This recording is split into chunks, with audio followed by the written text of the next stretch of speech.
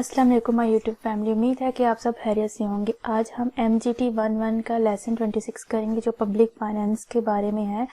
Public finance क्या कि यानी कि फाइनेंस क्या होता है, पैसा। ठीक है, पब्लिक फाइनेंस यानी कि गवर्नमेंट पैसा कहाँ से लेती है। पब्लिक फाइनेंस, यहाँ नीचे हमें पब्लिक गुड के बारे में बताया है। Public goods are non executable.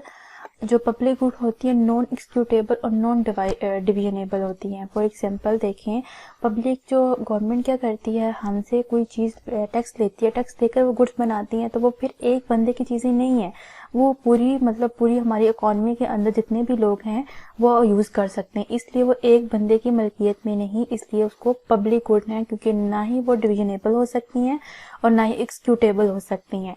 इसी तरीके से उन्होंने नीचे पीछे हमें बताया कि प्राइवेट गुड्स क्या होती हैं, आर एक्सक्यूटेबल होती हैं। ठीक है, प्राइवेट गुड्स क्या होती हैं, वो एक बंदा अपनी सैलरी से जब कोई चीज़ परचेज करता है वो एक्सक्यूटेबल भी होती है और डिविजनेबल भी होती है। देखें, अगर आप, इन्होंने एग्जांपल यहाँ दी है, अगर हम गवर्नमेंट पार्क बनाती है तो वो ज़ाहिर बात है आवाम के टैक्स से उसने बनाया हुआ है, तो आवाम के टैक्स की वजह से बनाया हुआ है, तो वो हर बंदा उसे यूज़ कर सकता है। ठीक है, ना वो डिवाइड हो सकती है और ना एक्सक्यूटेबल हो सकती है।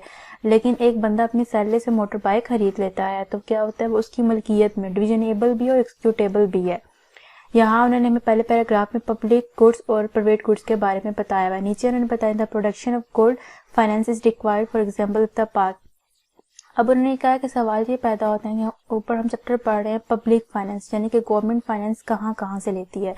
अब उन्होंने कहा कि एक प्राइवेट सेक्टर भी पैसे लगाता है, ठीक है, और गवर्नमेंट सेक्टर भी पैसे लगाता है।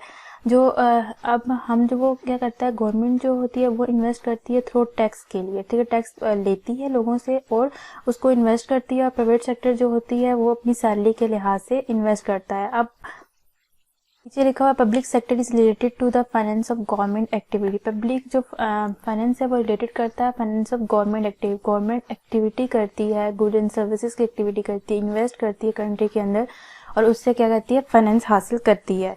नीचे है कॉन्सेप्ट एंड डिफाइन। कॉन्सेप्ट यानी कि इसका क्या कॉन्सेप्ट है, ये चीज़ें ऊपर लिखी हुई हैं जो मैंने अभी आपको बताई हुई है, नीचे इस पैराग्राफ में लिखी हुई हैं। अगला public finance deal with the finance of the government. Public finance ऐसा फाइनेंस होता है जो डील करता है फाइनेंस ऑफ द गवर्नमेंट। और गवर्नमेंट फाइनेंस किससे लेती है, थ्रू टैक्स लगा कर लेती है, कुछ इन्वेस्ट कर लेती है, उस सारी चीज़ों पे गवर्नमेंट अपना फाइनेंस इकट्ठा करती है और फिर वो मुख्तलिफ एक्टिविटी पर गवर्नमेंट की इन्वेस्ट कर वो अर्निंग हासिल करती है। अब नीचे उन्होंने कहा है कि गवर्नमेंट के 3 मेजर ऑब्जेक्टिव बताएंगे। गवर्नमेंट के 3 ऑब्जेक्टिव क्या होते हैं। पहला उन्हें बताया एलोकेशन ऑफ अ रिसोर्स, दूसरा बताया distribution of income and wealth और तीसरा बताया stabilisation of a price and employment. Allocation of resources क्या होते हैं कि गवर्नमेंट क्या करती है, जो अमीर लोग होते हैं उन पर टैक्स लेती है, उनसे ज़्यादा टैक्स लेती है। ठीक है, उसको स्पेंड करती है मुख्तलिफ एरिया पे, जैसे कि रोड बना दिए, पार्क बना दिया, डैम बना दिया, मुख्तलिफ जगह कंट्री के मुख्तलिफ एरिया पे वो क्या इन्वेस्ट कर देती है। वो हमारे पास होता है लोकेशन ऑफ रिसोर्सेज, यानी रिसोर्सेज का कहाँ इस्तेमाल किया जा रहा है। Distribution of income and wealth, government क्या करती है कि बड़े लोगों, जो अमीर लोग होते हैं उनसे टैक्स लेकर, और जो छोटे लोग होते हैं, जो गरीब होते हैं, उनको फैसिलिटी फ्राहम करती है, उनकी वेलफेयर के लिए काम करती है। उसके बाद stabilisation of price and employment, government क्या करती है, प्राइस को कंट्रोल करती है, स्टेबल करती है। गवर्नमेंट अपनी प्राइस स्टेबल ना करे तो यहाँ आपको पता है मोनोपली क्रिएट हो जाएगी और जो गरीब बंदा है वो ऑलरेडी गरीब ही होता रहेगा, उसके पास बेसिक नेसेसिटीज़ भी परचेज करने की पैसे नहीं होंगे। उसके बाद है कंपाउंड ऑफ पब्लिक फाइनेंस के जो ऑपरेट करती है, गवर्नमेंट ऑपरेट करती है 3 लेवल में, फेडरल, प्रोविंस एंड लोकल में। और आगे उन्होंने बताया है कि हमारे जो कंपोनेंट क्या है, गवर्नमेंट के कंपोनेंट क्या है, पब्लिक रेवेन्यू, उसके बाद पब्लिक एक्सपेंडिचर, हमारे पास financial administration and federal finance. Public revenue ऐसे रेवेन्यू जिसमें गवर्नमेंट का सोर्स होता है इनकम का। रेवेन्यू किससे कहते हैं, इनकम को, तो इससे वो टैक्स लेकर करती है। नॉन टैक्सेबल रेवेन्यू आ जाता है हमारे, उसमें आता है फी, फाइन, इंटरेस्ट, ये सारे हमारे पास उसमें नॉन टैक्स में आ जाते हैं। पब्लिक डेट्स प्रॉब्लम जो है वो भी एक सोर्स ऑफ इनकम ही है। अगला है पब्लिक एक्सपेंडिचर। पब्लिक एक्सपेंडिचर क्या होते हैं कि गवर्नमेंट क्या करती है, मुख्तलिफ जगह पर पैसे इन्वेस्ट करती है। ठीक है, मुख्तलिफ जगह पर पैसे इन्वेस्ट करती है किसमें, financial flow of the economy में। जैसे कि देखें, अगर अमीर बंदा तो वो तो अमीर ही जगह पे इन्वेस्ट करेगा, लग्जरी चीज़ें खरीदेगा, और उससे गरीब का तो कोई ख्याल नहीं। तो गवर्नमेंट क्या करती है, जहाँ देखती है यहाँ डेफिसिट है फाइनेंस का, वहाँ वो फाइनेंस करती है, लोगों के टूल्स बनाती है कि इनका जो फाइनेंस का फ्लो हो, आपस में सर्कुलेशन हो, ताकि सब कुछ जो बैलेंस है वो बरकरार रहे। फाइनेंस एडमिनिस्ट्रेशन, उनके गवर्नमेंट इन्वॉल्व होती है फाइनेंस एडमिनिस्ट्रेशन में। वो क्या होती है, पब्लिक बजटिंग है, हमारे पास इम्प्लीमेंटेशन है, कंट्रोल सिस्टम है, सारा इसमें इन्वॉल्व होती है, गवर्नमेंट इन्वॉल्व होती है। उसके बाद है federal finance, study the multi layer system of a government with necessities are division of finance. अब कहते हैं फेडरल फाइनेंस, तो यहाँ गवर्नमेंट क्या करती है, जो अपने फंक्शंस को है ना वो मुख्तलिफ जगह पर डिवाइड कर देती है। जैसे कि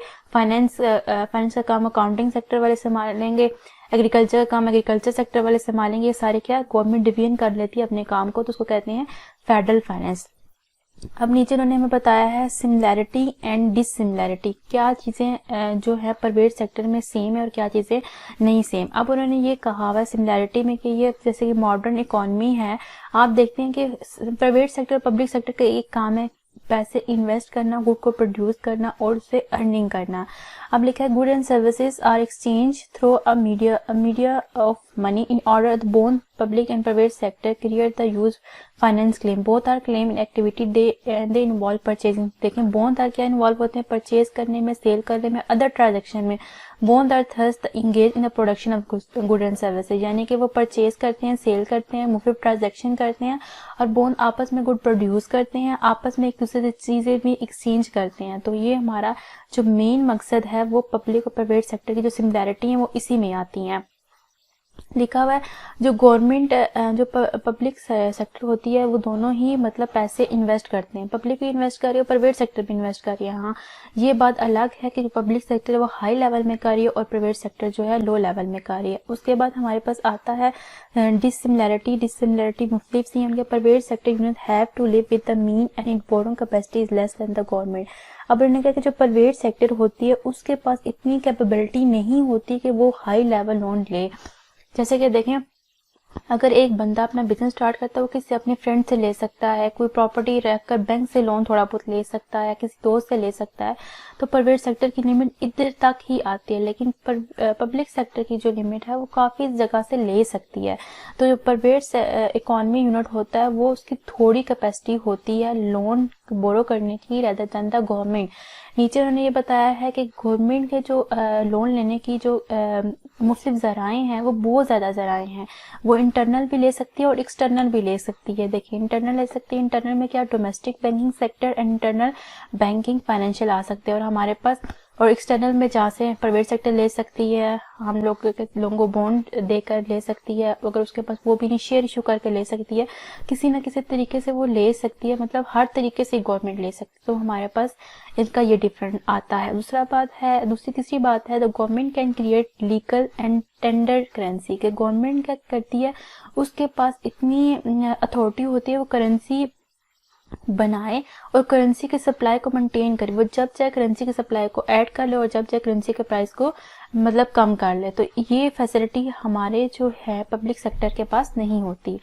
नंबर 4 है कि the private sector flow the market price, public deal करती है मार्केट प्राइस पे, यानी कि उनका क्या मकसद है कि वो क्या करते हैं, प्राइवेट सेक्टर इन्वेस्ट करते हैं, उनका मकसद है प्रॉफिट हासिल करना।